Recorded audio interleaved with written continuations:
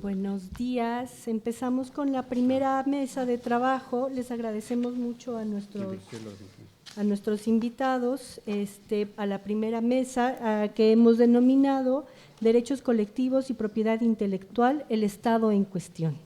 En esta mesa les agradecemos a nuestros invitados haber aceptado participar, les agradecemos estar aquí y con seguridad vamos a poder aprender muchas cosas todo el día, pero de esta mesa en particular, porque es la mesa que hemos dedicado a la reflexión más desde una perspectiva jurídica, de la reflexión jurídica.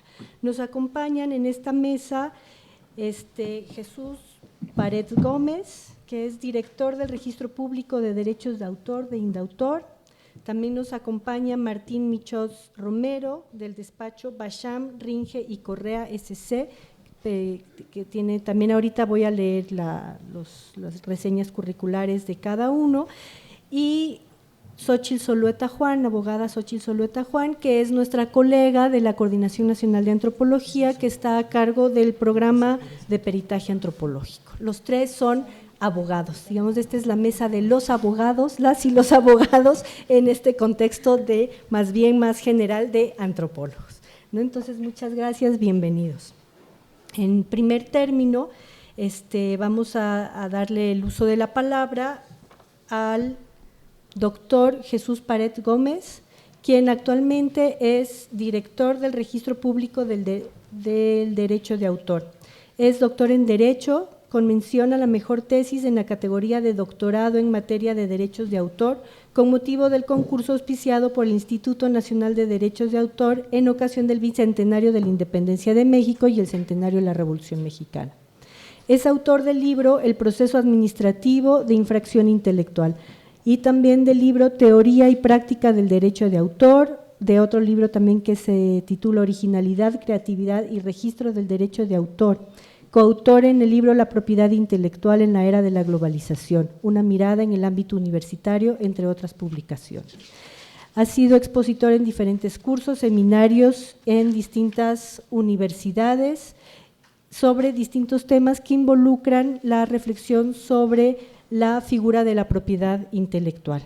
Tiene una experiencia muy larga en su trayectoria, 20 años de ser profesor en distintas materias de derecho, y en 2015 recibió el premio Express Autor, otorgado por Naciones Unidas al Servicio Público 2015 en la categoría 1, que se denomina Mejorando la prestación de los servicios públicos. Ganó el primer lugar como responsable de la práctica ganadora. Entonces, le agradecemos estar aquí, le damos la bienvenida y me parece que esta es una primera oportunidad en esta mañana de reflexionar sobre lo que nos proponía nuestra secretaria técnica hace un momentito, que es este diálogo entre estos distintos sistemas normativos, estas distintas lógicas y prácticas jurídicas y las experiencias cotidianas. Entonces, por favor, les recuerdo a los ponentes que vamos a calcular unos 15 minutos de exposición para que después podamos abrir un espacio de diálogo con los asistentes. Muy bien. Muchas gracias, Alina, por esta invitación.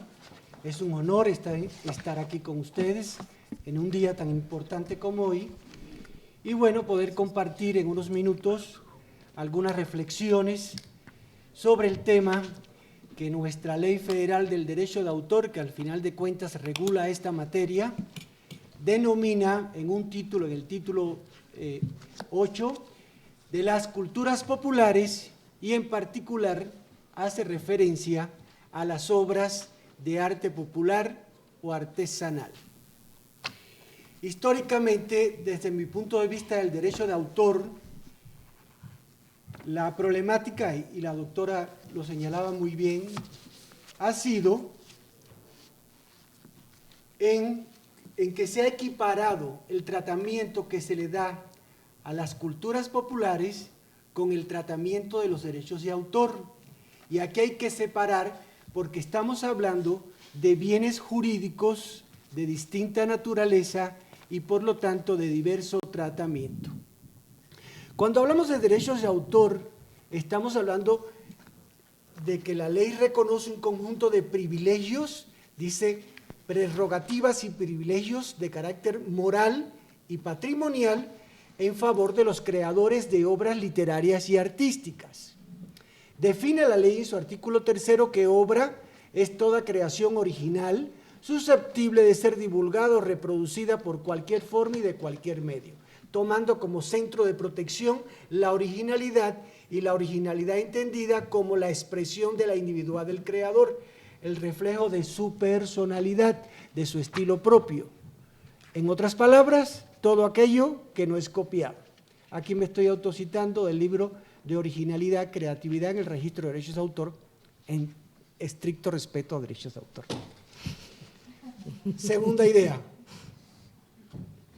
De forma tal que dentro de una ley federal del derecho de autor vienen las culturas populares, vienen las obras de arte popular o artesanal, pero no son derechos de autor. Punto número 1, no son derechos de autor, son otros derechos de propiedad intelectual que regula la Ley Federal del Derecho de Autor. Otros derechos de propiedad intelectual. Otro derecho de propiedad intelectual con un tratamiento distinto. ¿Por qué? Por varios puntos. Número 1. El uso en las culturas populares es libre, y la doctora lo señalaba, y es una problemática por los casos que ella presentó, entre muchos otros, justamente porque a diferencia de derechos de autor, no hay que pedir autorización para yo reproducir tal obra. Es un uso libre. Segunda característica, ante la ausencia de un autor identificable. ¿Por qué? Porque el derecho colectivo se da, dice la ley, sobre la comunidad o etnia arraigada a la República Mexicana. Aquí son obras artísticas y literarias en similitud con los derechos de autor, pero en este sentido tienen un tratamiento distinto. ¿Por qué? Porque son manifestaciones culturales que yo en particular recomiendo, por razones de tiempo, que el que tenga internet a la vista, a la mano, que lea el artículo 48 del reglamento de la ley, y ahí se relaciona todo lo que se entiende por obras de arte popular, obras o artesanal, o culturas populares, toda la relación que inclusive la propia doctora mencionó algunas.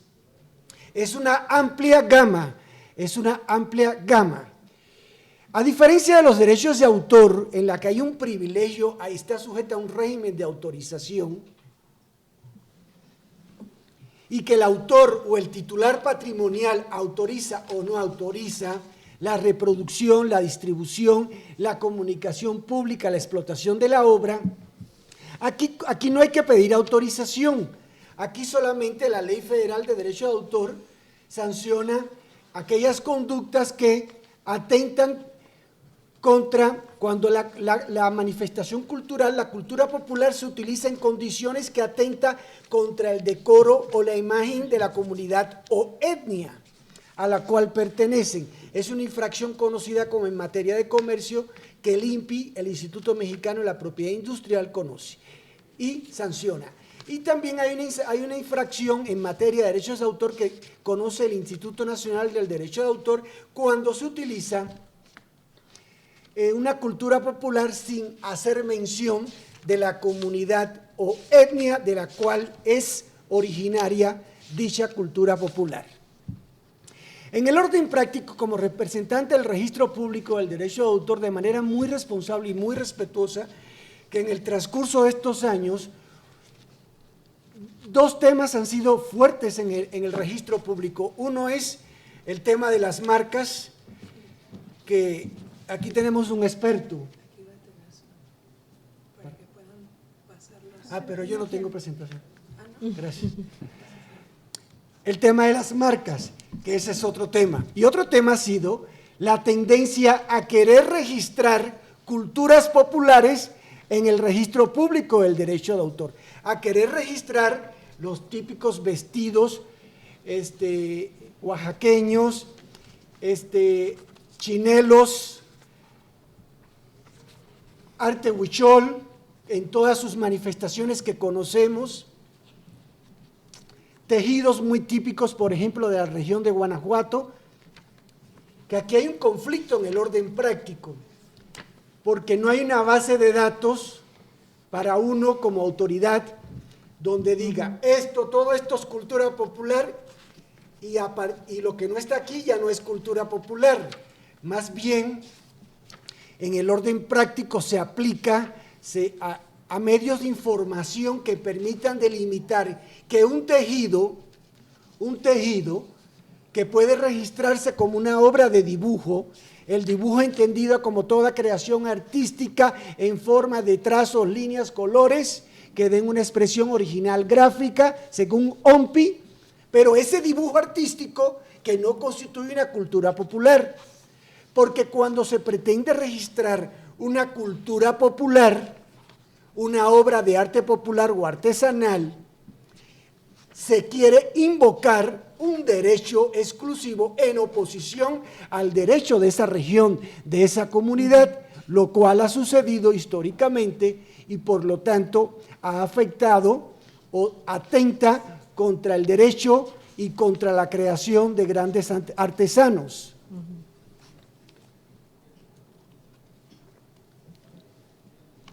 De manera que, ante una solicitud de registro, que bueno, ya la puedo presumir porque ya estamos fuera de veda electoral, es un servicio express de entrega inmediata, no es un registro que se otorga el mismo día y que por eso fue premiado por Naciones Unidas, orgullosamente para nuestro país. La persona va y acude, y justamente me acaba de suceder con unos diseños muy típicos de una región que, porque como ahorita acaba de resolverse, no quisiera mencionarla. Y justamente la diseñadora aferrada quería registrar estos diseños, y yo le decía, usted tiene todo el derecho a la creación, eso es innegable, pero si vas a crear diseños que forman parte de una cultura popular, los puede hasta ahorita explotar sin pedir autorización a nadie porque el uso es libre. Lo que no debe es registrarlo porque se registran solo las obras artísticas o literarias protegidas por el régimen de derechos de autor en la que se están alegando prerrogativas y privilegios de carácter personal y moral, lo que no es el caso en las culturas populares. O la otra, simplemente como buena diseñadora, pues haga diseños de otra cosa que no invada las culturas populares. A lo que voy, y esta ha sido la postura del Instituto y del Registro Público del Derecho de Autor. Que puedo hacer un comercial, pero qué sabroso está el café. Que el Registro Público del Derecho de Autor no constituya un instrumento para invadir, para afectar derechos de terceros como son las culturas populares arraigadas a comunidades, a regiones de la República Mexicana. Que se fomente la creatividad, porque la creatividad, lo dice la propia ley, forma parte del acervo cultural histórico de nuestra nación, pero que se fomente el acervo histórico desde el punto de vista del derecho de autor, desde el punto de vista de la creatividad, pero que la creatividad, siendo original, no invada estos otros derechos. Cuando se presentan estos tipos de registro, simplemente se han denegado por completo. En algunos casos se han impugnado, hasta ahorita no ha habido ninguna revocación en este caso específico de culturas populares, y en otros casos ya no se impugnan, se quedan así, es el derecho de cada solicitante. Justamente está previsto en una ley federal de derecho de autor el tema de las culturas populares porque deriva también de dos instrumentos internacionales importantes. Uno es la recomendación sobre la salvaguardia de la cultura tradicional popular del 15 de noviembre de 1989, de la UNESCO, en París, creo que fue en la 25 reunión que se celebró, asamblea pues. Y la otra, antecedente internacional, es la declaración de la UNESCO sobre la diversidad cultural del 2 de noviembre de 2001, que también impacta en nuestro sistema jurídico mexicano. ¿Y qué viene? Vienen las reformas a la ley y todo, y se incorpora en una ley de derechos de autor, de derechos de los creadores individualmente considerados, se incorpora un derecho colectivo de distinta naturaleza, pero que no confundir, no mezclar. Es un derecho autónomo, independiente y que debe ser respetado. Procurar o pretender asumir un derecho, una prerrogativa individual sobre un derecho colectivo es un atentado a la comunidad, lo cual debe ser evitado. El Registro Público del Derecho de Autor en estos años ha sido responsable en el tema, procurando que no se otorguen este tipo de registros en detrimento de las comunidades. Muchas gracias, en respeto del tiempo, y preferiría mejor dar oportunidad a las preguntas. Buen día, gracias. Muchas gracias, doctor Paredes. Ese respeto del tiempo facilita el trabajo de la moderadora. Me parece que está puesto sobre la mesa justamente uno de los debates centrales de este día, que tiene que ver con la normativa que tiene en el centro una noción del derecho individual respecto del ejercicio de los derechos colectivos, ¿no? De la creación colectiva y del ejercicio de los derechos colectivos. Me parece que ese es como el camino por donde andamos, que tiene además aristas y que tiene desbarrancaderos, me parece, por ahí, ¿no? Y me parece que son como pertinentes estas primeras advertencias que nos hace usted sobre reflexionar cómo el uso de la norma sobre derecho de autor contraviene o puede contravenir o puede vulnerar los derechos colectivos en la creación en comunidades y pueblos, ¿no? Para la creación y para el patrimonio cultural de comunidades y pueblos. Podemos plantearnos una primera reflexión en ese sentido, es decir, ¿qué pasa cuando quien reclama el derecho de propiedad, del derecho de autor, es una asociación civil que hace parte de una de estas colectividades culturales, diríamos? Esa es una de las primeras preguntas sobre las que podemos reflexionar.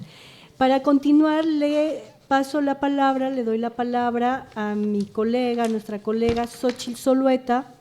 Xóchitl Zulueta es licenciada y maestra en Derecho por la Facultad de Derecho de la UNAM y licenciada en Ciencias Políticas y Administración Pública también por la UNAM.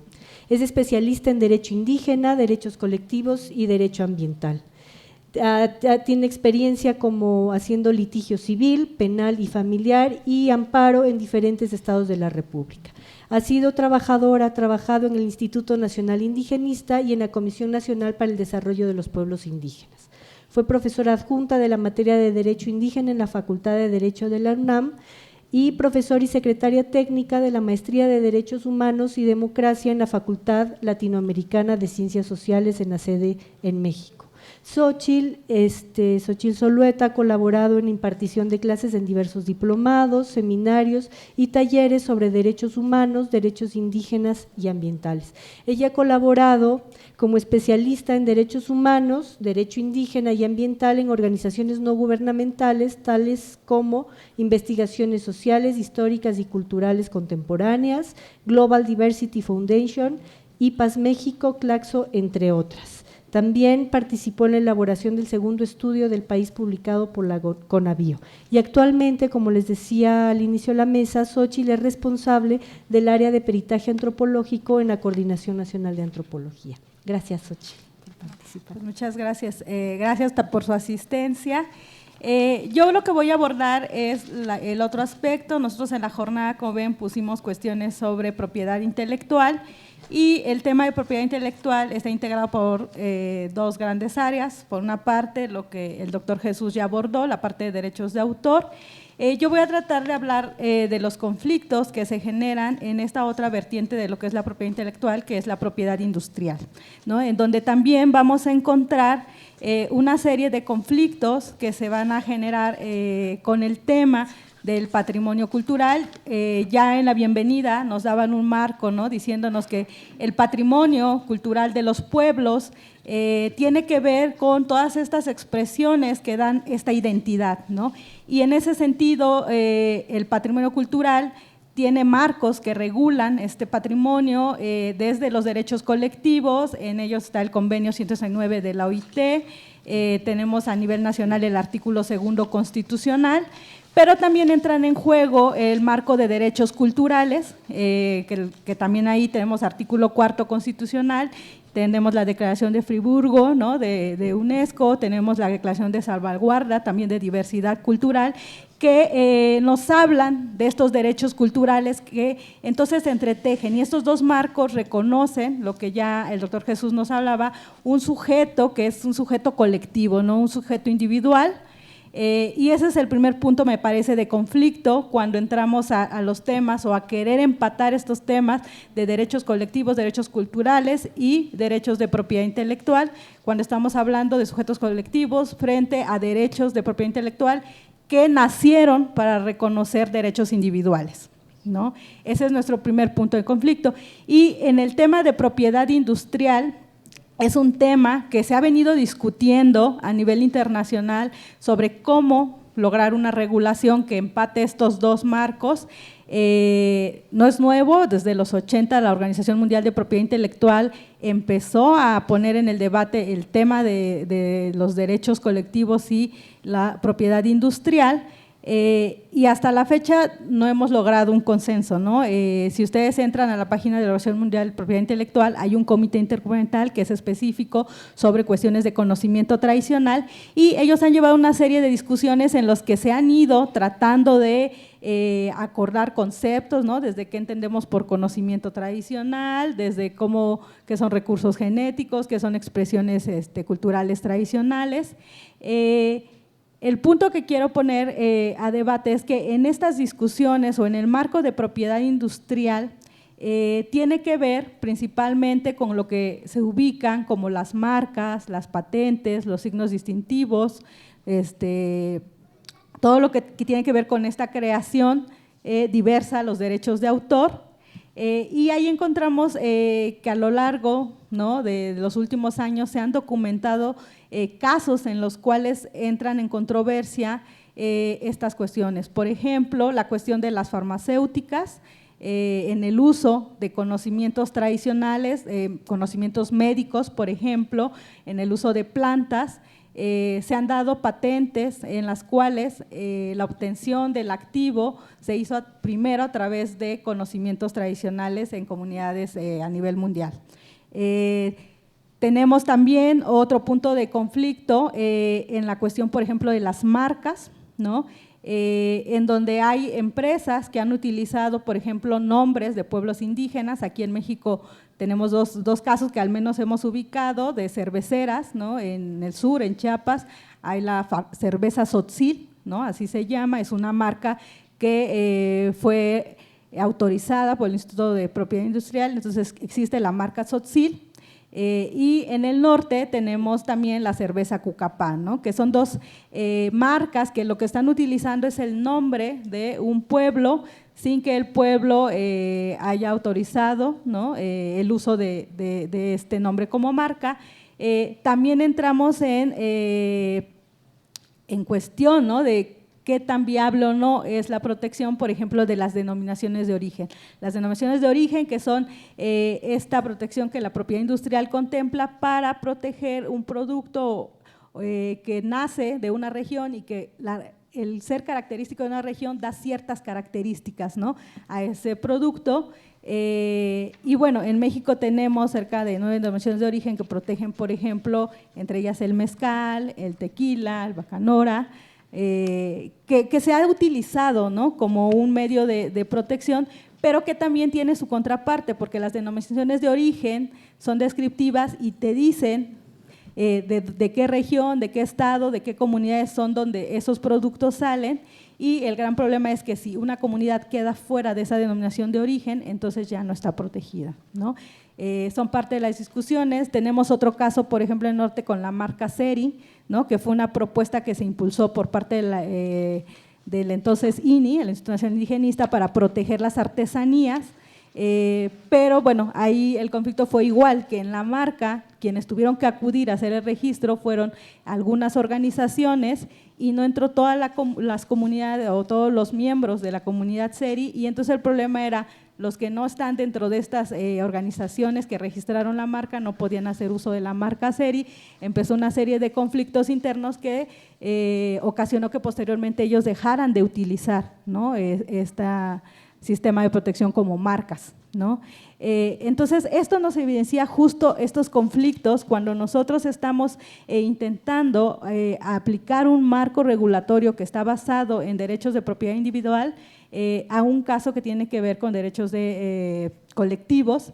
En el ámbito internacional se ha discutido si es necesario crear un marco diferente, un marco sui generis, se establece a partir de estos nuevos planteamientos y no necesariamente pensar que el tema tendría que abordarse desde la óptica de la propiedad intelectual como tal.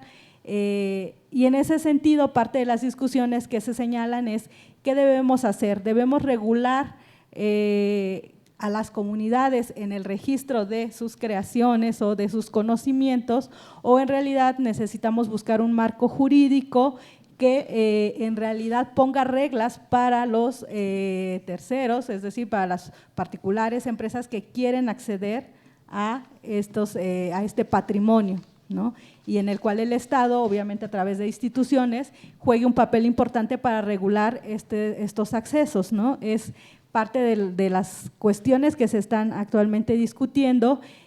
También otro punto que es importante y que hay que hacer énfasis es en los conflictos de los conocimientos o de las expresiones culturales compartidas, ¿no? Un poco lo que tocaba el doctor Jesús es, puede llegar una persona o bien una comunidad y pedir que se registre su diseño de bordado, pero pasa que muchas veces estos diseños son compartidos entre varias comunidades y no solamente entre comunidades de un mismo pueblo, sino de diversos pueblos, ¿no?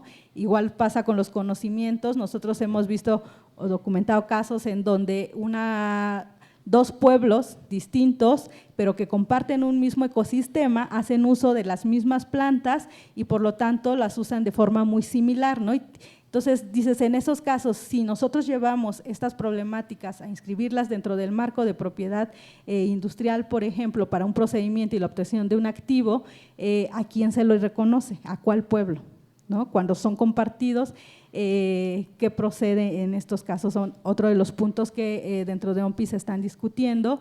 Y obviamente el punto medular es quién es quien puede registrar o quién puede hacer valer el derecho. Es la comunidad, son los individuos, son los artesanos, ¿no? Determinar eso tampoco ha sido fácil, ¿no? ¿Quién es quien puede ejercer el derecho? Es otro de los aspectos que se están dando ahí en el debate. Y también hay otro aspecto que es importante mencionar en este sentido, que es también hacia el consumidor, ¿no? El otro conflicto que se menciona es, bueno, quien consume estos productos, hasta qué punto también es responsable de verificar que justamente el producto que está adquiriendo venga realmente del artesano, que no sea un caso, ¿no? Estos de plagio. O sea, lo que se dice es muchos de la mercantilización que se ha hecho de este patrimonio también tiene que ver con los esquemas de consumo en donde se ponen de moda, ¿no? Estos patrimonios, y muchas veces viene también este tema de que algunos actores que comercializan muchas veces lucran diciendo que viene la comunidad o que hay un acuerdo con la comunidad, y en ese sentido habrá que verificar, ¿no?, también como consumidores si esto es así. Tenemos casos documentados, ¿no?, donde ha habido acuerdos, donde la gente también sí puede dar su aval para que se use, ¿no?, expresiones, pero en esos casos también hay otro punto que es importante mencionar, que son cómo llevar a cabo una negociación equitativa o en términos de condiciones equitativas, ¿no?, porque lo que hemos visto hasta ahora, tanto a nivel nacional como internacional, es que las comunidades pueden dar su autorización para la utilización de alguna parte del patrimonio, pero los beneficios son desiguales, ¿no? Lo que se paga o lo que se da no es en el mismo sentido.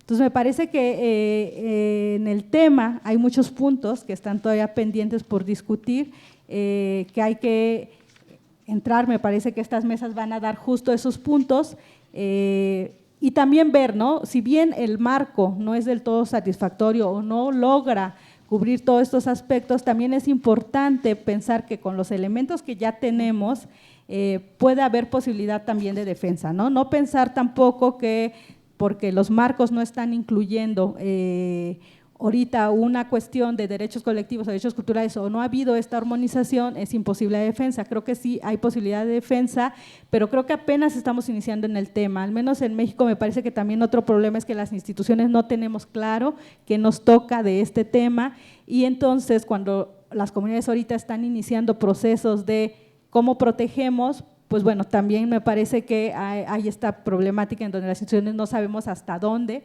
y cómo nos toca entrar al tema, pero qué bueno, ¿no?, que estemos ahorita aquí en el foro, que la idea es eso, empezar a delinear qué nos toca como instituciones, como académicos y como actores que tenemos este patrimonio. Y ya nada más finalmente volver a reiterar que en la coordinación estamos generando un mapa, el cual vamos a subir, me parece, a la página de la coordinación, va a estar público, y es un mapa que pretende justo empezar a documentar estos casos, en el sentido, bueno, aquí está la portada de este mapa, y la idea es ir documentando los casos, ir viendo cuál es la afectación, quién es el que está causando esta afectación, o el tercero, quién se está apropiando, y si las comunidades están iniciando algún proceso o no, si hay alguna reacción ante estos casos. Y también un poco el mapa pretende ser o convertirse a futuro en un insumo que nos permita ir viendo cuál es el estado en cuestión en el tema, y probablemente a lo mejor de ahí también nos sirva para empezar a delinear o pensar estrategias de qué podemos ir haciendo frente a los casos, una vez viendo qué es lo que está pasando en la realidad, nos permita idear, ¿no?, hacia dónde debemos ir transitando, en el caso del INAH en particular, pero también creo que como insumo puede servir para organizaciones, para las comunidades. Entonces, es hacerle la invitación a que participen, ahora que esté en la página, va a tener un link para poder mandar y documentar casos que ustedes sepan, porque hasta ahorita tenemos pocos casos, pero la idea es que se vaya nutriendo, ¿no?, con la información que ustedes nos manden. Gracias. Gracias, Xochitl.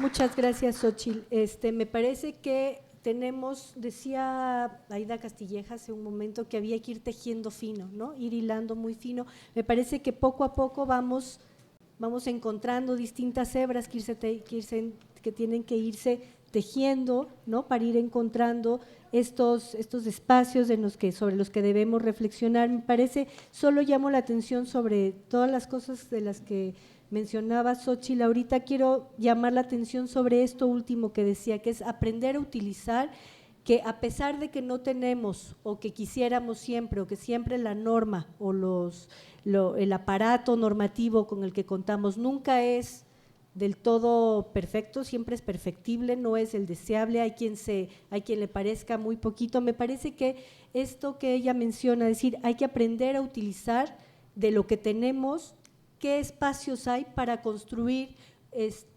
alternativas de protección, y más que de protección, de ejercicio de los derechos con equidad, ¿no?, del ejercicio de los derechos de todos. Xochitl decía una cosa que me parece que es muy importante ahorita, hay varios actores. las comunidades y las colectividades en ese sentido. Los consumidores también son otros los actores que están presentes ahí y que juegan un papel en este campo, las instituciones del Estado y también las marcas y el mercado, ¿no? Entonces me parece que hay distintos actores, todos con nuestros derechos bastante bien establecidos en los aparatos jurídicos que tenemos, en los aparatos normativos, pero hay que aprender a utilizarlos, ¿no? Entonces, este es un segundo punto sobre el que podemos reflexionar y sobre el que llamar la atención. En el orden de la palabra, el tercer lugar le toca al doctor Martín Michaus Romero. Él es actualmente abogado y socio del despacho Basham, Ringe y Correa SC.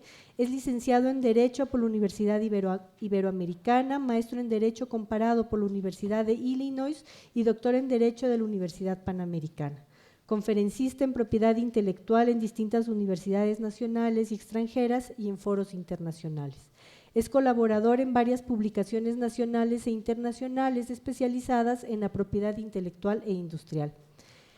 Él es expresidente de la Asociación Interamericana de la Propiedad Intelectual, ASIPI, expresidente de la Asociación Mexicana para la Protección de la Propiedad Intelectual, AMPI, y del Grupo Mexicano de la Asociación Internacional para la Protección de la Propiedad Intelectual, AIPI, panelista del Centro de Arbitraje y Mediación de la Organización Mundial de la Propiedad Intelectual, OMPI, árbitro de Independent Film and Television Alliance, y es miembro de la Asociación para la Enseñanza e Investigación de la Propiedad Intelectual, tutor de la Academia OMPI en el curso avanzado en marcas, diseños industriales e indicaciones geográficas. En el 2017 fue reconocido por la organización internacional Who's Who Legal como líder de pensamiento en materia de marcas. Le cedemos la palabra y le agradecemos que esté aquí. Usted sí tiene presentación, ¿verdad? Sí tengo presentación, pero en función del respeto del tiempo y para ir a los puntos, no la voy a… Ok, gracias. De ahí podemos partir, pero sí. Quiero hacer dos precisiones en cuanto a la presentación. Uno, soy candidato a doctor, no me he recibido, y eso marca una diferencia. Y dos, lo más importante no es lo que escucharon, sino lo que van a escuchar, espero. Segundo, realmente quiero agradecer a Xochitl la invitación a esta participación, a participar en este evento. La culpable es ella por haberme contagiado de este derecho indígena en un diplomado que me cautivó y entender con una dimensión mucho más amplia lo que es el estudio del derecho. Y además, escuchar a la doctora Castilleja, pues que puso los puntos específicos. Digamos que aplicó el principio del dermatólogo, fue el grano. Porque puso el tema central del debate. Y haré una serie de precisiones. Primero, yo creo que aquí es necesario, y esto es una cuestión de reflexionamiento que va a ir más allá de lo que estamos estudiando, la necesidad de una comunicación de formación profesional. Entender los abogados a la antropología y tal vez los antropólogos al derecho. Y los abogados despojarnos de nuestra investidura de grandes juristas y aterrizar y entender el tema cotidiano de lo que se está viviendo, desde la perspectiva antropológica, social y, en este caso, de las comunidades indígenas. Segundo punto, ¿esto a qué nos lleva? A una constante, que aquí los abogados, aunque dicen que los abogados somos más vagos que un recuerdo, a ver si nos acordamos, y es que los hechos van primero y después va el derecho, y el derecho tiene que ir ajustando a esas circunstancias.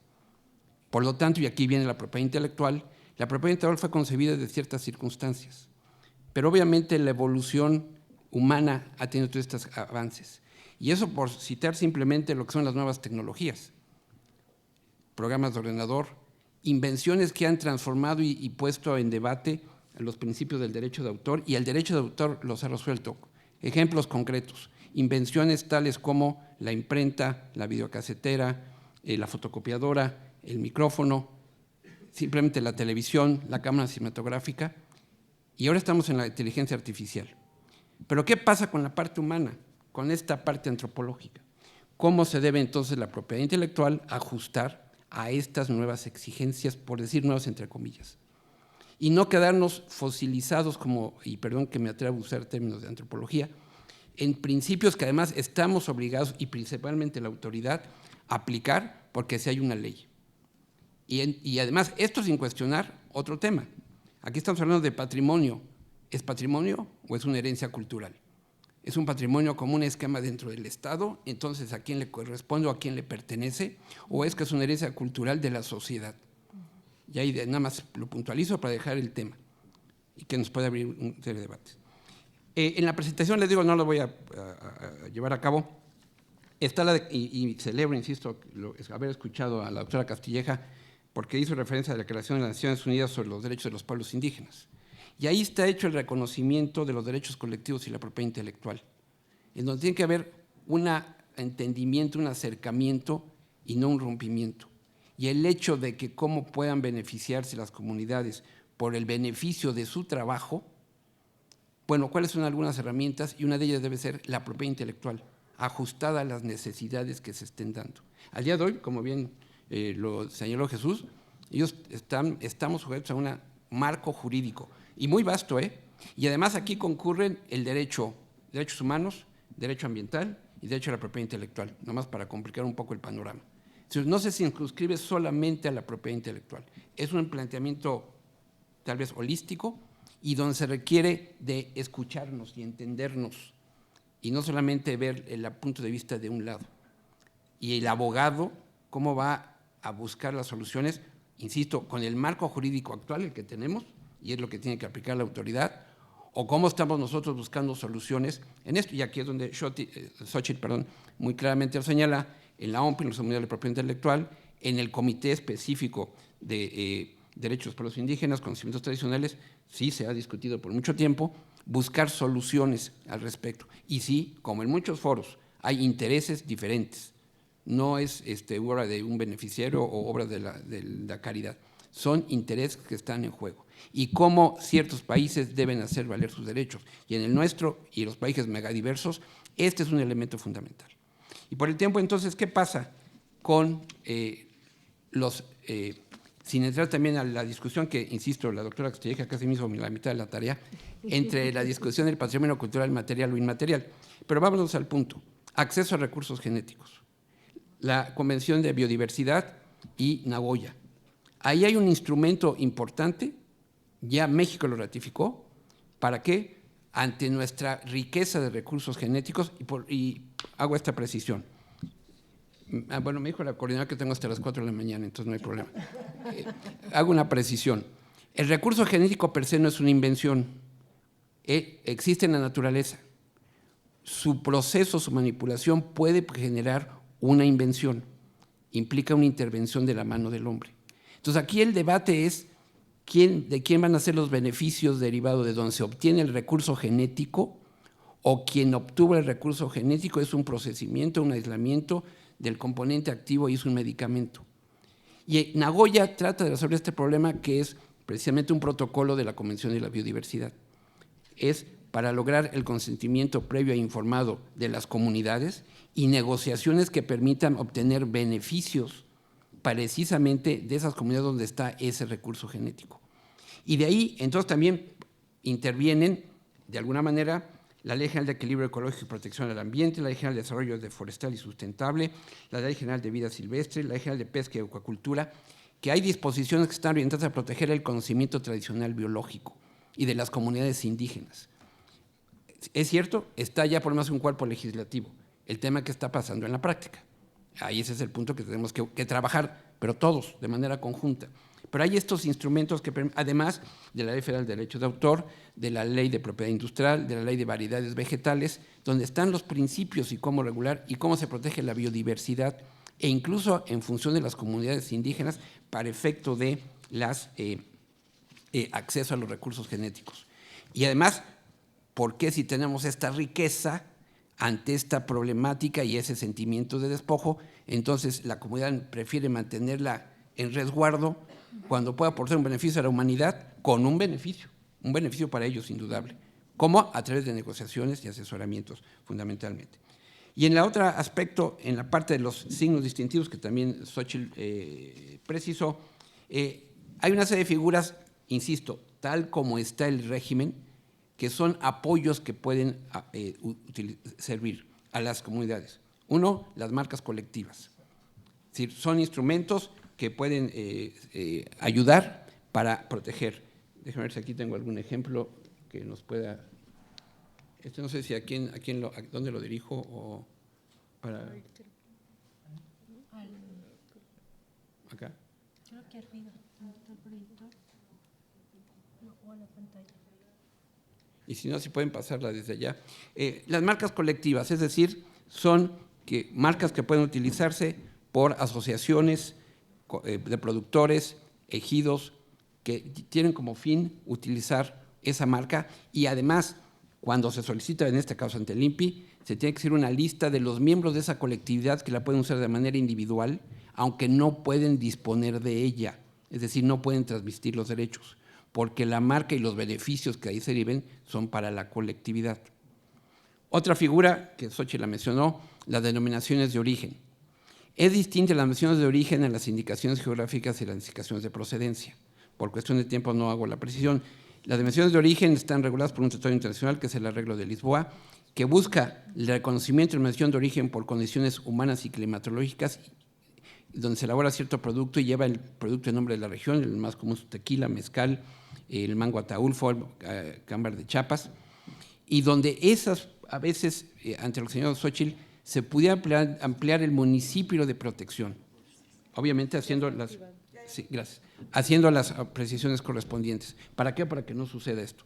Caso particular, podemos hablar de la división de origen de Olinalá, las maderas de Olinalá, que requiere de un impulso importante, pero no solo de la comunidad y no solo del Estado, sino de la sociedad también.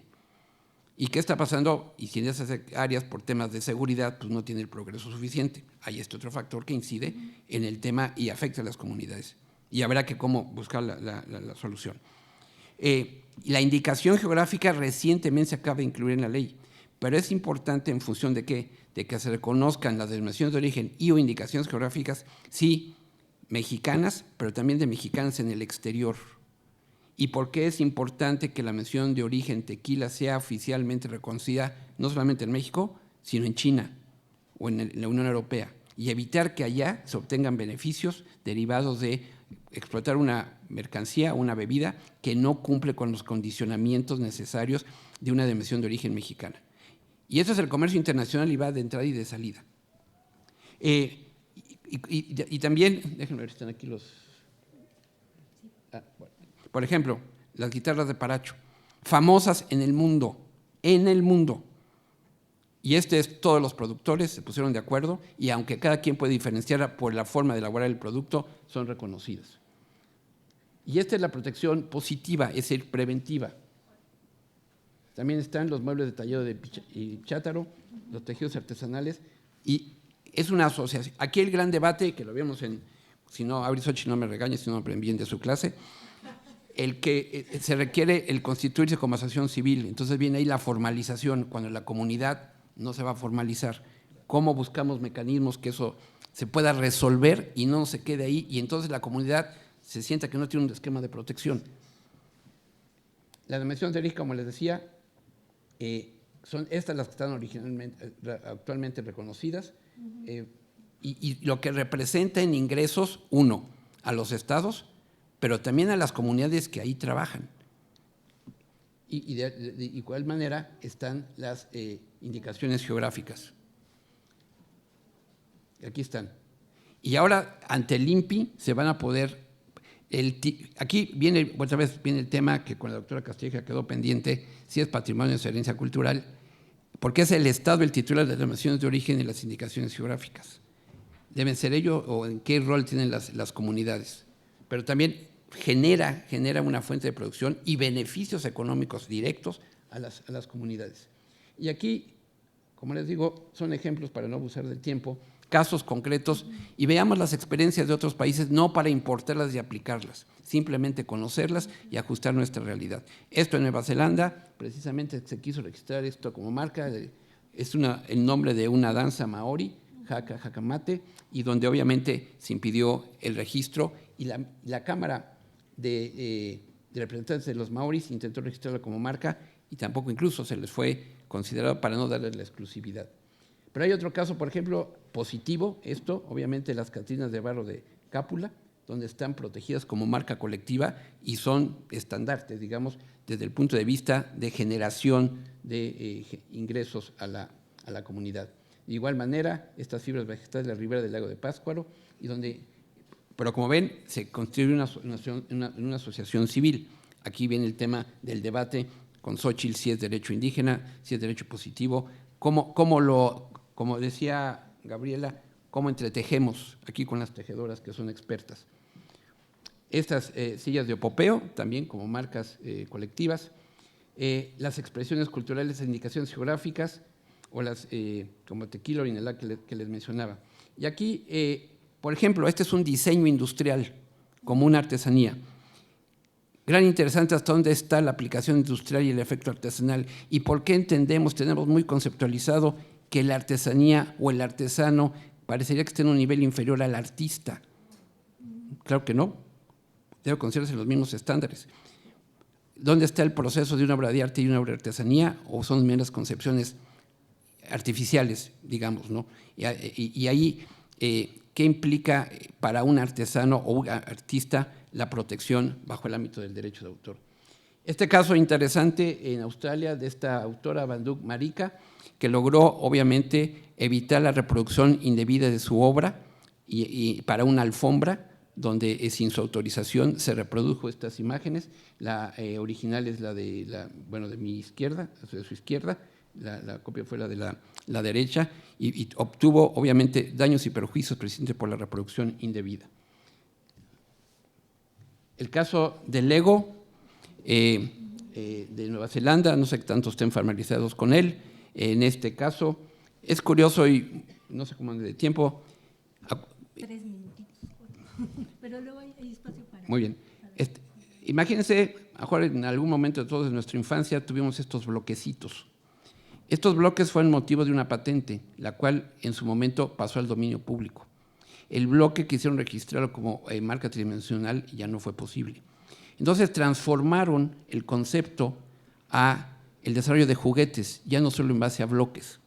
Y aquí se les ocurrió, de manera muy afortunada, crear estos personajes, pero además, insisto, como grupos de habitantes imaginarios de la isla, ya usando términos propios, obviamente, de la lengua polinesia, como el término tojunga, que significaba sacerdotes. Hubo una queja importante, más desde el punto de vista de acercamiento, no estrictamente una demanda. ¿Y qué trajo por consecuencia? 1, la concientización de la empresa. 2, hubo un acercamiento con la Organización Mundial de la Propiedad Intelectual para crear una guía de utilización de estos elementos del patrimonio y evitar estos conflictos. Y aquí, por ejemplo, otra vez vuelve al tema de la comunicación. Tal vez sea el momento propicio, entre otros, de un acercamiento, por ejemplo, con la Asociación Mexicana de las Agencias de Publicidad, porque la gente de publicidad y de marketing a lo mejor no tiene conciencia de esto. Hay que educarlos. A los abogados nos deben educar en la parte sustantiva de la antropología, como nosotros los abogados explicarles a ustedes cómo viene la parte jurídica y cómo hacer valer los derechos, no es en automático. Y este trajo por consecuencia este proyecto que está todavía dándose, en que la OMPI puede crear este código de conducta para, obviamente, no utilizar estos elementos para efectos publicitarios. Y aquí ya lo mencionaron. Este es un buen ejemplo, y sugiero que vean esto y el Perú, de los derechos colectivos expresivos folclóricos en Panamá, donde obviamente ya ha habido acciones específicas para evitar la utilización no autorizada, obviamente, de estas expresiones, en este caso culturales, y donde hay una Dirección General de la Propiedad Industrial, un Departamento de Derechos Colectivos y Expresiones Folclóricas, donde se registran, claro, aquí hay un tema complejo de qué es el registro, y esto, si lo complicamos más, en la parte de recursos genéticos, pero veamos la experiencia de India y de China, lo que están haciendo para prevenir, evitar el otorgamiento de patentes o variedades vegetales cuando ya no se cumplen con los requisitos y se trate precisamente de recursos genéticos que existen. Y también, obviamente aquí algunas otras figuras del registro que fueron otorgados previno, la utilización indebida o incluso hubo acciones penales. ¿Pero por qué? Porque, como bien lo señala Jesús, hay una legislación que así lo tiene previsto y ellos como autoridad tienen que aplicar la ley de acuerdo con sus facultades. No pueden como que inventar la aplicación. ¿Qué es lo que tenemos que hacer? Ponernos a trabajar. Así de simple. El marco jurídico actual resuelve parte del tema, más no totalmente. Y eso a nivel mundial, no solamente en México. Bolivia, Ecuador, Colombia, en lo que es Latinoamérica, estos temas es muy importante, toda la parte del Caribe. Pero les digo que China, Brasil, pero en Brasil también, pero China, la India, los países africanos tienen un gran debate en estos temas. Y es cómo lograr, como decía Xóchitl, por lo menos en la OMPI, un consenso, un tratado, y la OMPI tiene incluso ya programas de becas para estudiantes indígenas para que cursen estos temas. Y la conveniencia de que asistan gentes, en este caso ya de otros países, a ser escuchados en el tema. Y con ello quiero simplemente, para no abocar, aquí está otro ejemplo, parecido al que se llama de la cerveza indio, también el uso de estos motivos en las tasas sin autorización y alcance del registro, donde insisto también, derivado de estas acciones que se ha logrado, que creo que es el siguiente paso, la negociación, sentarse a negociar y que la comunidad obtenga los beneficios derivados de su creatividad. Y cierro con esto. Si es un derecho colectivo, pero bien lo dijo la doctora Castilleja, ¿quiénes son los creadores? Son los integrantes de esa comunidad de manera individual. La creatividad, por fin psicológico, es individual. ¿Cómo aportarla en beneficio de una comunidad y que los terceros, y aquí viene Xóchitl, los consumidores, lo puedan disfrutar pagando? Es el esfuerzo que tenemos que hacer. Muchas gracias. Muchas gracias. Muchas gracias, abogado Michaos. Martín.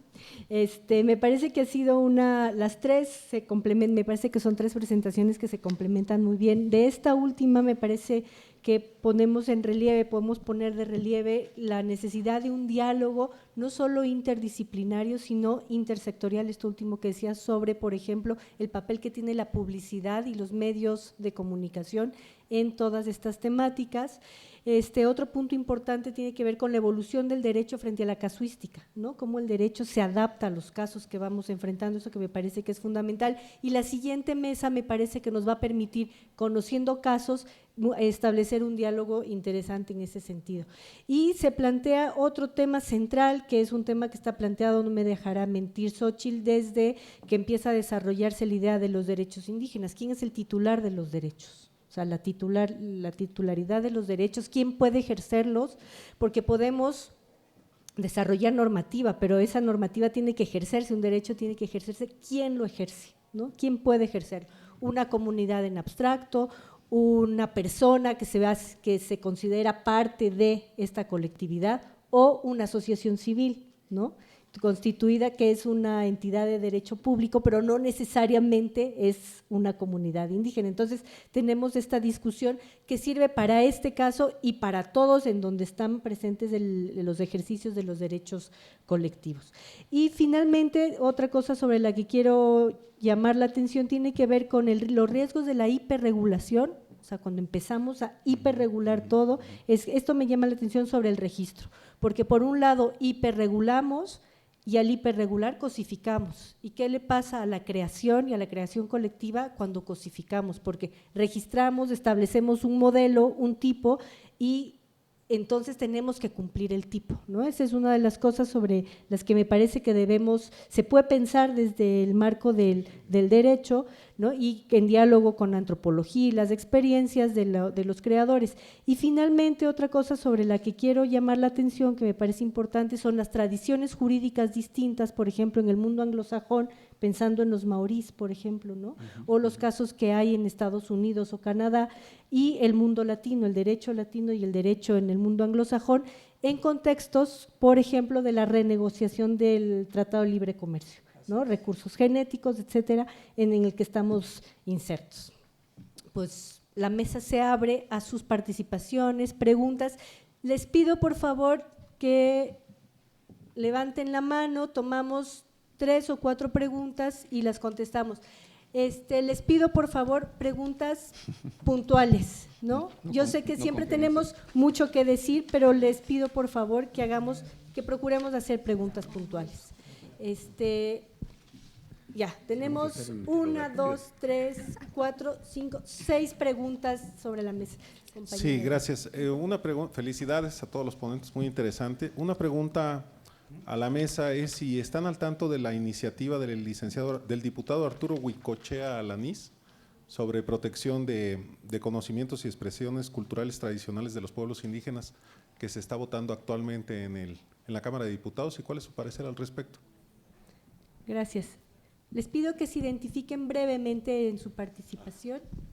Jorge Caicedo, de la Enciclopedia del Patrimonio Cultural Inmaterial, representante de UNESCO para América Latina y el Caribe de organizaciones civiles. Gracias. Paz, la compañera aquí adelante.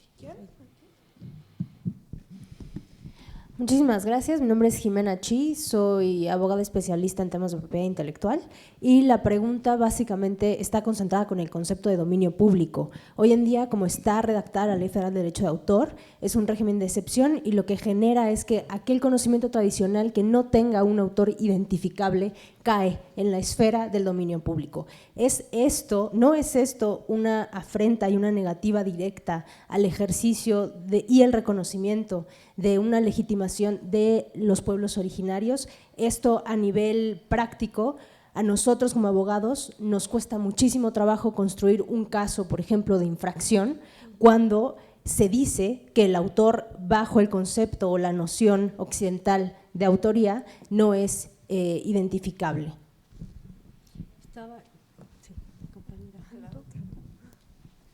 Hola, buenos días. Mi nombre es Diana Laura Monterrubio, soy egresada de la Facultad de Derecho y exbecaria del Instituto de Investigaciones Jurídicas. Bueno, más que nada, sé que la problemática en cuanto a ver que un autor sea identificable, como dice mi compañera, es muy difícil entre el sistema anglosajón y la tradición jurídica romana que nosotros tenemos.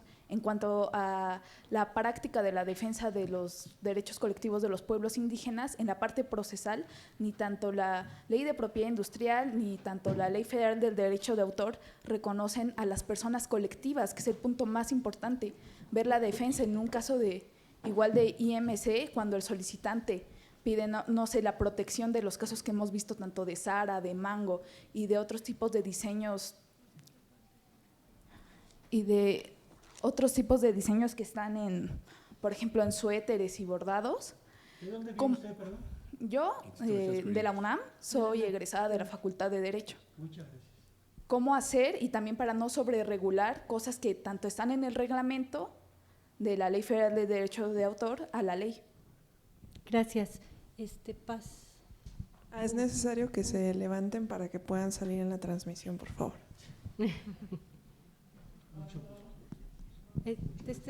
No, Paz. Hugo. No, falta. Está él, sí. Gracias.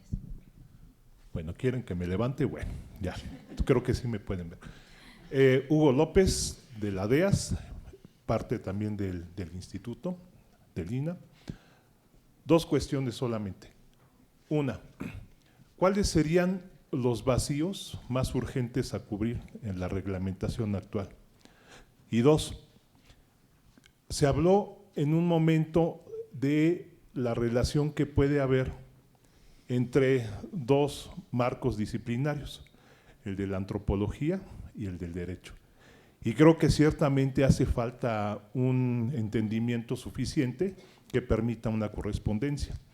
Ahora, hasta lo que yo he entendido, creo que el marcador está apuntando más hacia el lado del derecho, lo cual no me extraña en el sentido de que las acciones y el campo de la urgencia necesariamente tiene que estar en ese sentido. Pero ¿qué pasa con un concepto que de alguna forma ya tiene un poquito cocinándose dentro de la antropología y que es el de patrimonio biocultural? Cuando nosotros tenemos en cuenta la esfera y la complejidad de todo lo que entraña una concepción como esta, vemos que todos estos marcos de urgencia, de demanda inmediata, pues creo que tienen que ajustarse también en el sentido del principio que nos está interesando, que es el interés de las mismas comunidades. Y creo que ahí está parte de la cuestión, y creo que es algo que el concepto de patrimonio biocultural establece. Ahora sí.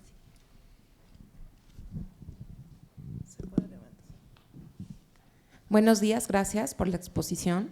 Mi nombre es Adriana Guerrevere, directora general de Impacto AC, vengo de Chiapas. Y bueno, en base a lo que nos acaban de comentar, sobre todo las compañeras, del conflicto en el marco colectivo e individual, pues me gustaría si alguien nos pudiera decir claramente cuál es el status quo de esa negociación, cuánto tiempo se podría llevar una negociación a nivel federal, porque ya existe una voluntad política, también lo vamos a comentar en mi presentación, y entonces cuánto tiempo se llevaría a tener una solución para este tema de un conflicto entre estos marcos legales para proteger el patrimonio de las culturas indígenas de México. Gracias. Gracias. Aida.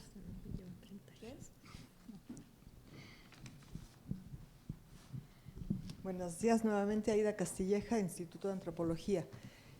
Gracias por la mesa, yo creo que nos estamos haciendo las tareas mutuamente y eso es importante. Yo quería hacer una pregunta, justamente son ingredientes que cada uno de la mesa, incluyendo por supuesto a Gabriela, han dejado ahí.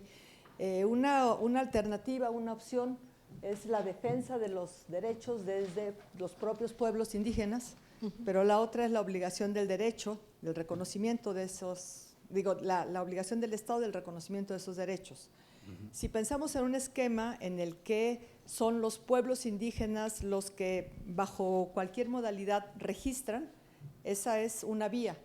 Pero la otra vía es a la que comentaba el abogado cuando decía de que no tenemos una base de datos. Y ahí voy a la experiencia de la India y de Perú, en donde el Estado se constituye como quien resguarda un inventario y cualquier elemento que se vaya a hacer que implique el uso de algún elemento de ese inventario, en el caso de Perú eran recursos genéticos, en la India también, cualquier patente o cualquier permiso que lo suponga tendrá que eximir, o sea, demostrar que no afecta al conocimiento asociado a un determinado recurso genético. Ahí, y ahí retomaría que bueno que está aquí la persona de la UNESCO, como saben ustedes, uno de los elementos de la Convención para la salvaguardia del patrimonio cultural inmaterial no es solamente los elementos que se inscriben en la lista representativa, sino es el inventario. En el caso de las políticas culturales en México, ¿qué tan pertinente o qué tan viable ustedes verían que el inventario del patrimonio cultural, más que un inventario y un dechado de maravillas, se constituyera como un instrumento jurídico para la protección? Bueno, muchas gracias. Abrimos la ronda de respuestas en el mismo orden de presentación. Muchas gracias. Voy a contestar lo que debo contestar y mis compañeros, por supuesto, complementan. Trabajo en equipo, ¿no? De las iniciativas he conocido algunas. La tendencia básicamente ha sido, porque como el uso es libre y no se cobra, básicamente lo más importante es que cuando se utilicen textiles, obras de arte popular o artesanal con ánimo de lucro, se pagara una cantidad determinada en favor de la comunidad.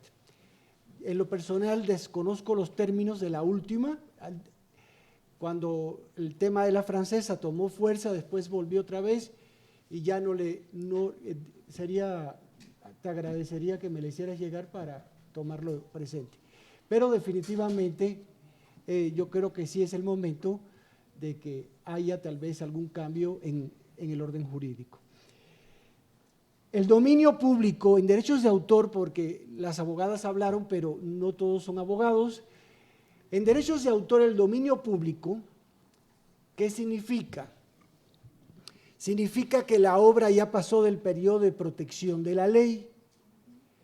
A nivel internacional, el convenio de Berna para la protección de las obras literarias y artísticas es el instrumento internacional más importante en derechos de autor. Data del año 1886, ha tenido varias reformas y su última se le identifica como Acta de París de 1971.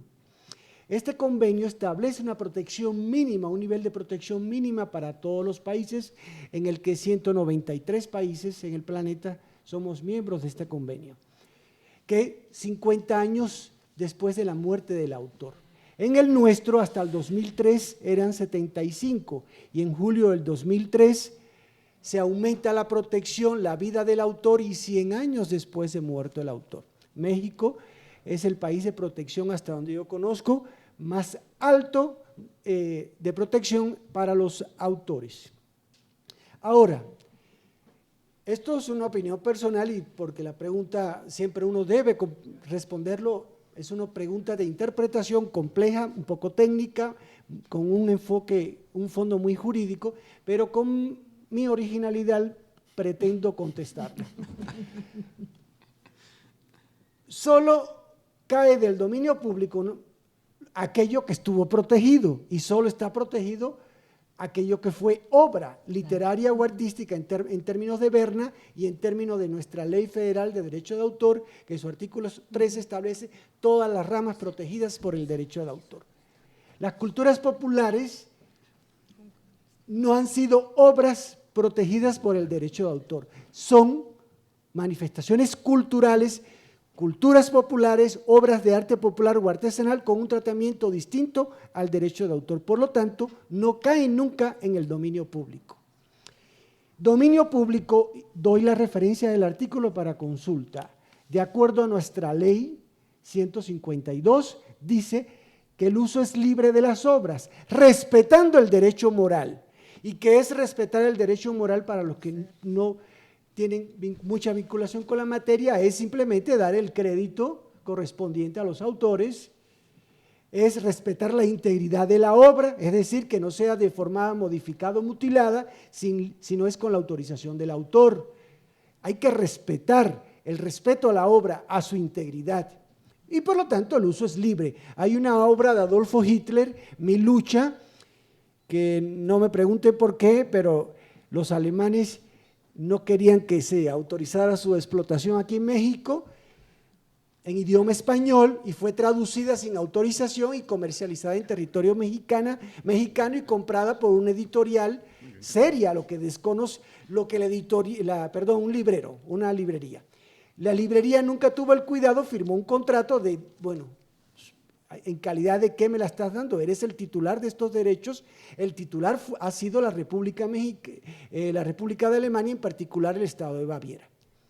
Curiosamente, después de tantos conflictos con esta obra, que tiene un valor histórico interesante y demás, en el 2016 se cumplieron 70 años de muerto de Adolfo Hitler. Por lo tanto, el 2015, a partir del 2016, esta obra de Adolfo Hitler ya cayó del dominio público. Entonces, quien la quiera editar y publicar y comercializar lo puede hacer sin pedirle autorización a la representación de Alemania. Solo denle el crédito y no me la altere, no me le cambie, no me le quite, no me le ponga. Eso es dominio público, pero las culturas populares en la vida están en un régimen de dominio público, desde un punto de vista personal. Y súper interesante la experiencia de Perú, doctora. Ojalá, muy positiva, porque justamente la posición nuestra, como lo que registramos lo individual, no el derecho colectivo, vamos en contra de cualquier intento que alguien se quiera apropiar. Ojalá pudiéramos llegar a una etapa de registrar que las propias comunidades sí registren y con una naturaleza muy distinta al previsto actualmente. Sería un paso totalmente importante. Me puso a pensar y me puso a estudiar. Gracias.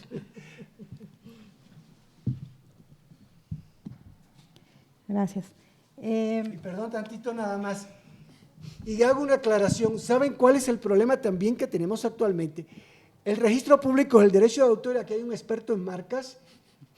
El registro, a diferencia de las marcas, es declarativo y de buena fe. ¿Qué quiere decir esto? Que si usted dice que es el autor, yo le debo de creer. ¿Sí o no? Aunque en el orden práctico buscamos defender estos derechos con fundamentos, porque hay un fundamento en la ley de que cualquier acto que sea contrario a la ley o sea ajeno a derechos de autor. Gracias. Bueno, yo soy un poco más pesimista en estos marcos que puedan dar plena protección. Sobre la iniciativa, ¿no?, que comenta el compañero, que si no me recuerdo, que es del PRI, la presentó para reformar artículos de la Ley de Derechos de Autor, pero me parece que es limitada, ¿no?, porque en esa iniciativa en realidad está enfocada a, digamos, sí reconocer derechos colectivos, pero solamente en una vertiente de lo que sería esta herencia o este patrimonio cultural, que serían lo que la OMPI reconoce como expresiones culturales tradicionales, ¿no?, que tienen que ver con cuestiones de música, danza, ropa, pero no contempla esta otra parte que tiene que ver, por ejemplo, con conocimientos, ¿no? Y en ese sentido es interesante, yo no sé si ya esté como aprobada, entiendo que fue una iniciativa, pero creo que todavía no está en discusión. Y hay antecedentes, ¿no? Desde 2001 hay iniciativas que tienen que ver con temas no solo de derechos de autor, sino de conocimientos tradicionales.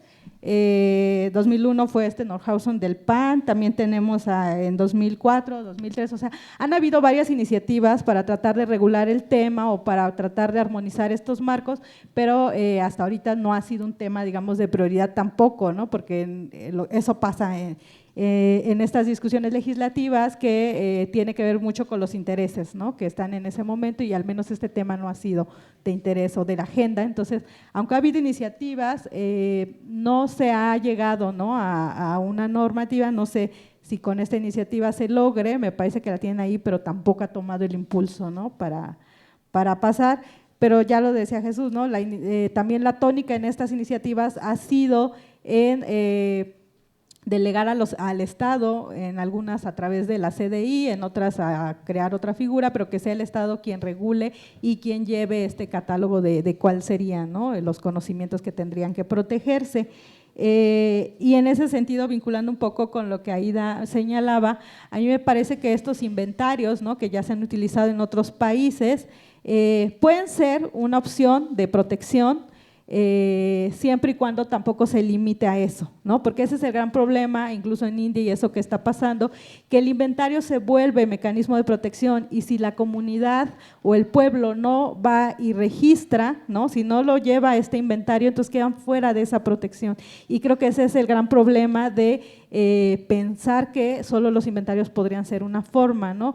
Pueden ser, sí, en la cuestión de que los que quieran entrar y registrar y llevar a inventario lo puedan hacer, pero los que no entren a este sistema no tendrían que quedar también desprotegidos.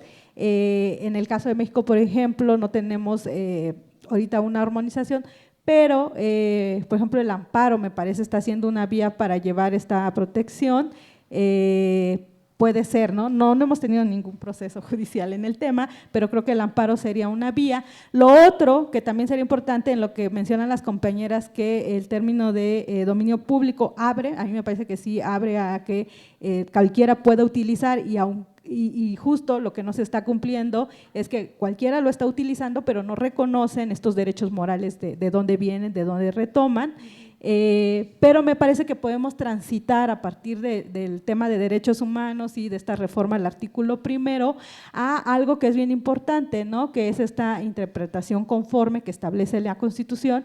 Y entonces creo que ahora es obligación tanto de las autoridades, ¿no?, nos toca empezar a leer los marcos jurídicos con este entramado, ¿no?, de control de convencionalidad, existe por una parte el marco de propiedad intelectual, por otra parte los derechos colectivos, ¿no?, derechos indígenas, y entonces ahora nos toca empezar a hacer una lectura con todos estos instrumentos, y entonces tal vez ¿no? Lo que sí podemos hacer, y que decía Micha, usando el marco que existe, es empezar a armonizar y decir, bueno, en estos temas que tienen que ver con pueblos indígenas, ¿cómo tenemos que empezar a releer la ley de derechos, ley federal de derechos de autor, la ley de propiedad industrial, a partir de estos otros marcos que también son obligatorios para nosotros como autoridades y que también las comunidades pueden hacer uso de eso? Entonces, me parece que por ahí podríamos, ¿no?, tener un esquema de defensa, y justo este problema para poder configurar, que no lo contempla la ley y su reglamento de derechos de autor, podríamos empezar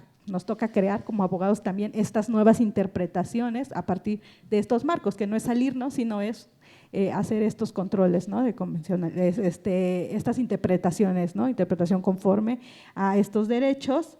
Y bueno, ¿cómo podemos lograr? ¿Cuáles son los marcos más urgentes a cubrir? Pues sería reconocer a los sujetos, que a mí me parece que los sujetos, o sea, sería como el punto principal, reconocer quiénes son los sujetos a los cuales reconocemos estos derechos. Ese sería, me parece que es el punto de partida. Y sobre la cuestión de las negociaciones, pues no sé, tal vez ahora se abra, ¿no?, un marco más favorable para discutir estos temas. Sin embargo, no sé qué tanto podamos tardar. Tan solo en la OMPI la negociación lleva más de 30 años y no se ha podido llegar a un consenso, a un acuerdo, pero puede ser que en la coyuntura política a lo mejor se puede impulsar como parte de la agenda estos temas, ¿no?, y tal vez eso pueda darle por lo menos algún avance. Pero. Gracias. Bien, trataré de hacer algunas acotaciones en lo que me permite el tiempo. En cuanto a dominio público, yo simplemente mencionaría, ya se dijo y se agotó, creo que se exploró bien el tema, nada más hacer la distinción en lo que es el dominio público de hecho y el dominio público de derecho. Y en este dominio público de hecho la información fluye. La información público de derecho es porque se transcurrió cierto plazo de protección y pasa al dominio público. Y esto nos lo vinculamos con el tema que por ahí preguntaban del autor identificable. Habrá que estudiar el régimen de las obras huérfanas, las obras anónimas, las obras inéditas. Y qué estructura tiene y cómo implicaría en este tema, porque hay obras que al día de hoy parece que quien las rescata del dominio público es esta concepción de patrimonio cultural. Y donde no hay un autor identificable, incluso ni la comunidad, es el patrimonio y es el Estado. Y aquí no estamos debatiendo entre las comunidades cuando el Estado es el que administra el patrimonio y estamos muy tranquilos. Ahí habría que revisar ese aspecto para determinar. Y brinco un poco al tema de los inventarios, para lo que señaló Xochitl, en el riesgo de que quien no estuviera en ese inventario. Muy rápido les platico, en tema de patentes, para solicitar una patente, hay bancos de patentes donde se revisa lo que ya existe, como un elemento para determinar la novedad de la invención. Pero eso no impide que si hay alguna invención que no esté en ese banco de patentes que se está explotando, en su momento va a incidir para no hacer el otorgamiento de la patente. Y esto en este tema, por ejemplo, de recursos genéticos, si no se revela el origen de dónde se obtuvo el componente, el recurso genético, puede ser una causa de nulidad de la patente. Es decir, entonces no sería una estructura rígida de que hubiera inventarios y lo que no esté dentro de ese inventario no existe, no. Y eso pasa en materia de marcas. El INPI, como el autor es un registro público, y revisa lo que está registrado, pero el uso sin registro es fuente de derechos. Y aquí en este caso operaría, creo que de manera parecida. En cuanto a los vacíos más urgentes que planteaban, obviamente uno es quién es el sujeto de los derechos, y me atrevo a pensar que más transita por la voluntad política que por el problema jurídico, del andamiaje jurídico para buscar las soluciones. No creo que es un tema de una técnica ni de sistemas jurídicos, porque este tema de los pueblos comunitarios, originarios, se da aquí en China, en Canadá, en Brasil, y ha habido avances legislativos en diferentes regímenes jurídicos. Esa es mi percepción.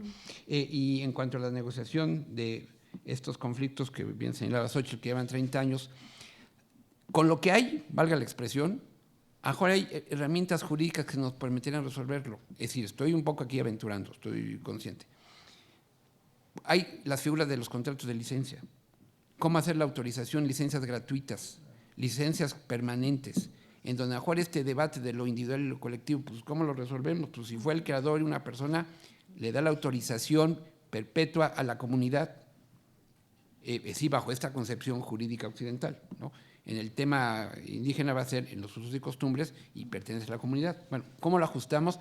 No por el problema interno de la comunidad, sino los terceros externos que quieren obtener beneficios y que entonces cuestionan el aspecto jurídico porque no hay ningún sustento. ¿Cómo vamos a manejarlo hacia adentro y hacia afuera? Y darle los elementos necesarios, insisto, con el régimen actual y cómo lo vamos perfeccionando, para que no nos quedemos limitados en las aspiraciones.